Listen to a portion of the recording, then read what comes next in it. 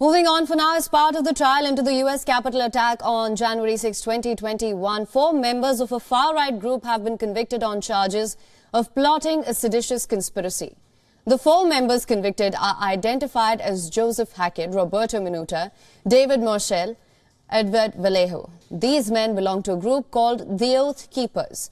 They were convicted on Monday for hatching a seditious conspiracy plotting to forcibly keep then-President Donald Trump in power. The conviction of the 4 men comes weeks after the founder of their group was convicted on similar charges. The deliberations in the Washington jury lasted for about 12 hours before the verdict found these 4 men guilty of sedition.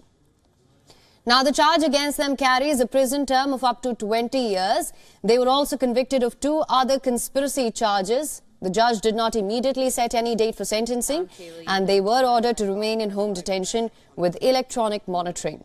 Oath Keepers, that's an anti-government group. It was founded in 2009 by former military paratrooper Stewart Rhodes.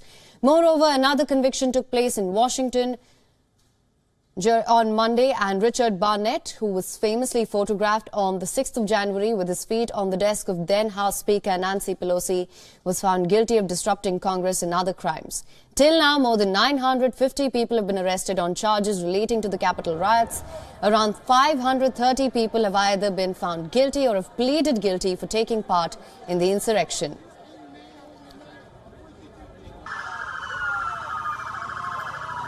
Going back to our correspondent Susan Tehrani from New York. Susan, thank you so much for staying on with us. What can you tell us about this?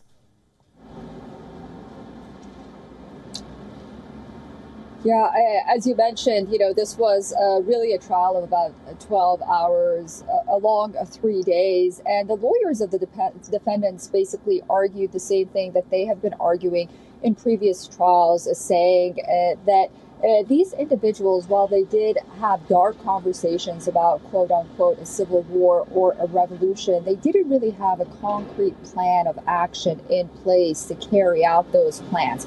And that, first of all, they didn't have a plan to not certify the 2020 elections for Joe Biden or enter the Capitol building. But ultimately, we did see that it wasn't convincing for the jury, and these individuals have been convicted of sedition. It's also important to note that because they're not a flight risk, they will be going home with ankle monitors until another court date is basically set for them for their sentencing as well. All right, Susan, thank you so much for bringing us all the latest on this. WION is now available in your country. Download the app now. Get all the news on the move.